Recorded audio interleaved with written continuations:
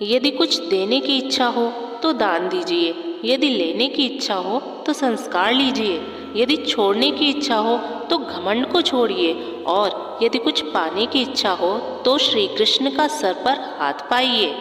श्री कृष्ण कहते हैं, जीवन में अगर सफलता पानी है तो केवल कर्म कीजिए, सफलता का परिणाम स्वयं आपके सामने होगा। मनुष्य का जन्म कर्म करने के लिए हुआ है। जिस प्रकार समय गतिशील होता है, मनुष्य को भी अपने कर्मों को गतिशील रखना होता है, परंतु कर्मों को चुनने का निर्णय कि वो सही है या गलत, ये मनुष्य को खुद ही सोचना पड़ता है।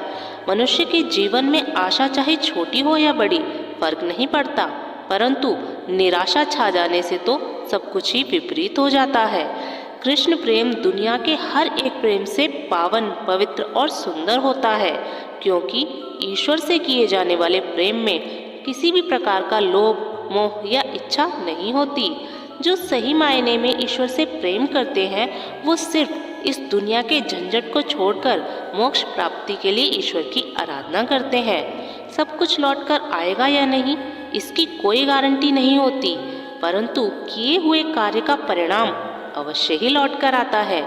हमारा हर जगह पर उपस्थित होना संभव नहीं है, लेकिन हमारे द्वारा किए गए कार्य हमारी अनुपस्थिति को भी उपस्थिति में परिवर्तित कर देते हैं। संसार की मोह माया त्याग दो तो ईश्वर मिलेगा, ये झूठ है, लेकिन ईश्वर को पाकर संसार की मोह माया स्वयं ही छूट जाती है।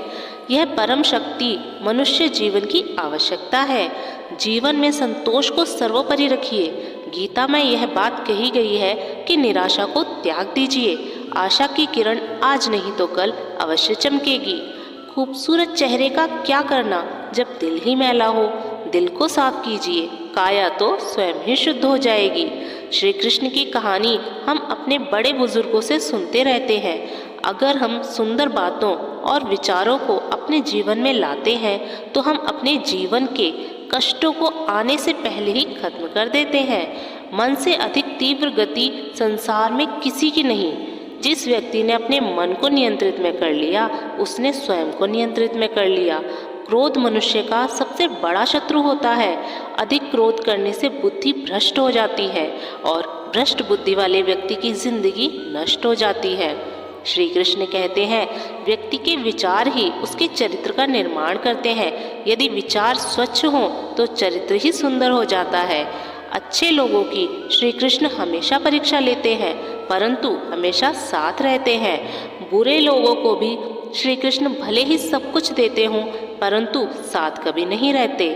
सत्य की भाषा शुरुआत में तो कड़वी लगती है, लेकिन झूठ की जड़ों को काट कर फेंक देती है। खुशी हमें चंद लम्हों के लिए संतुष्टि तो देती है, परंतु संतुष्टि हमें सदैव के लिए खुशी देती है। मनुष्य का आचरण सदैव यही रहा है कि उसे जो मिला है वो गिना नहीं, और जो नहीं मिला उसे गिनना भूला नहीं। जो व्यक्ति श्री कृष्ण के हर फैसले पर विश्वास रखता है, उसे दुनिया कभी दुख नहीं दे सकती। मनुष्य का धर्म है केवल कर्म करना, फल देना श्री कृष्ण के हाथों में छोड़ दो। इस शरीर का मोह मत करो, यह तो माटी है और माटी में मिल जाएगा। अमर तो आत्मा है जो परमात्मा में मिल जाएगी। लोग अपने शरीर को सुंदर बनाने में लगे रहते हैं, पर आत्मा की सुंदरता शरीर की सुंदरता से कहीं ज्यादा महत्वपूर्ण है। शरीर तो नश्वर है, मिट्टी ही तो है, मिट्टी में ही मिल जाता है। दोस्तों, आज के लिए बस इतना ही। आशा है आज की वीडियो से आपने बहुत कुछ सीखा होगा। मिलते हैं अगली किसी ज्ञानवर्धक वीडियो में। तब तक के लिए आप अपना ख्याल रखिएगा। जय श्री कृष्ण।